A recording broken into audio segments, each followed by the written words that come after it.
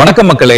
இன்று நான் நம் தமிழ்நாட்டின் உரிமையையும் நம் விவசாயிகளின் எதிர்காலத்தையும் நேரடியாக தொடும் ஒரு முக்கியமான பிரச்சனையை பற்றி பேச போகிறேன். அதுதான் மேகதாது அணை திட்டம்.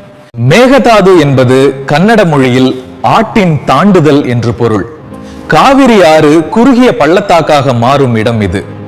கர்நாடக அரசு இங்கு சுமார் 67 TMC கொள்ளளவு கொண்ட அணையை கட்டி பெங்களூர் மற்றும் சுற்றுப்புறங்களுக்கு குடிநீர் வழங்க மின்சாரம் உற்பத்தி செய்ய மழைக்காலத்தில் கடலுக்கு செல்லும் நீரை சேமிக்க திட்டமிட்டுள்ளது.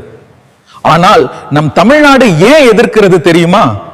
காவிரி ஆற்றின் கீழ்ப்பகுதியில் இருக்கும் மாநிலம் நம் தமிழ்நாடு.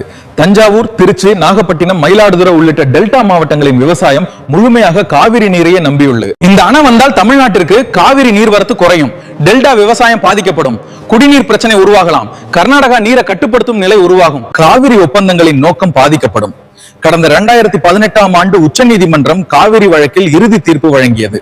அதன்படி காவிரி நீரை தமிழ்நாடுக்கு 404, கர்நாடகாக்கு 284 30 TMC, புதுச்சேரிக்கு 7 TMC என நீர்ப்பகிர்வு நிர்ணயிக்கப்பட்டது. மேலும் காவிரி நீர் மேலாண்மை ஆணையம் உருவாக்கப்பட்டது.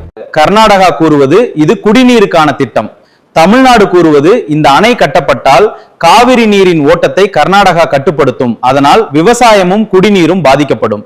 எனவே மேகதாது திட்டம் குறித்து எந்த முடிவும் கெடுப்பதற்கு முன் தமிழ்நாட்டின் உரிமைகளும் விவசாயிகளின் நலன்களும் முழுமையாக பாதுகாக்கப்பட வேண்டும். காவிரி என்பது ஒரு ஆறு மட்டுமல்ல, அது தமிழ்நாட்டின் உயிர் நாடி.